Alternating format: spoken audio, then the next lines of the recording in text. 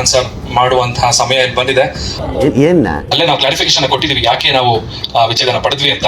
ಎಷ್ಟೋ ಸಂಸಾರಗಳು ಹಾಳಾಗೋಗುತ್ತಣ. ಜನರೇ ನಾನು ಒಳ್ಳೆ ಸಂದೇಶ ತಾನೇ ಕೊಟ್ಟಿರೋದು. ಬಹಿರಂಗವಾಗಿ ನಾವಿಬ್ರು ಖುದ್ದಾಗಿ ಬಂದಿದೀವಿ. ಗಂಡ್ಮಕ್ಳು ಪಾಡಂತೂ ನಾಯಿ ಪಾಡು. ಏನಕ್ಕೆ ನಾವಿಬ್ರು ವಿಚ್ಛೇದನ ಪಡೆದ್ವಿ ಅನ್ನೋದಾದ್ರೆ ಬರೀ ಇಂತ ಡಬ್ಬ ಡಬ್ಬ ಪ್ರಶ್ನೆಗಳೇ ಕೇಳ್ತವೆ. ಸೊ ಇದ್ರ ಮಧ್ಯದಲ್ಲಿ ಜೀವನ ಅಂದ್ರೆ ಏನು ಅಂತ ನಾನು ಅರ್ಥ ಮಾಡ್ಕೊಂಡಿದ್ದು ಮತ್ತೆ ನಿವೇದಿತ ಅವ್ರು ಅರ್ಥ ಮಾಡ್ಕೊಂಡಿದ್ದು ಎರಡು ವ್ಯಾಖ್ಯಾನಗಳು ತುಂಬಾ ಡಿಫ್ರೆಂಟ್ ಆಗಿತ್ತು. ಅಯ್ಯೋ ನನಗೆ ನೀನಂದ್ರೆ ಇಷ್ಟ ಇಲ್ಲ, ನಂಗೆ ಸುಮ್ಮನೆ ಕಾಡ್ಬೇಡ ಆಯ್ತಾ. ಅಯ್ಯೋ ನನಗೆ ನೀನಂದ್ರೆ ಇಷ್ಟ ಇಲ್ಲ.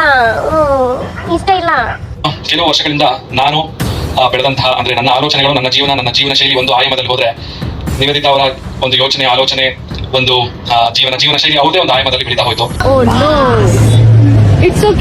ಅದು ಒಂದಕ್ಕೊಂದು ಹೊಂದಾಣಿಕೆ ಆಗ್ಲೇ ಇಲ್ಲ. ತುಂಬಾ ಪ್ರಯತ್ನ ಪಟ್ವಿ.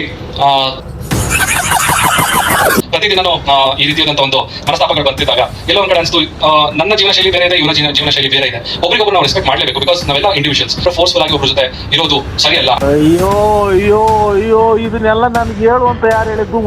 ನಾನು ಕೇಳೋಕಿನ್ನ ಬಂದ್ಬಿಟ್ಟು ಒಂದು 7-8 ಕೆರೆನ ಹೊಡೆದೋಗ್ಬಿಟ್ಟೆ ಬಂದ್ರಪ್ಪ.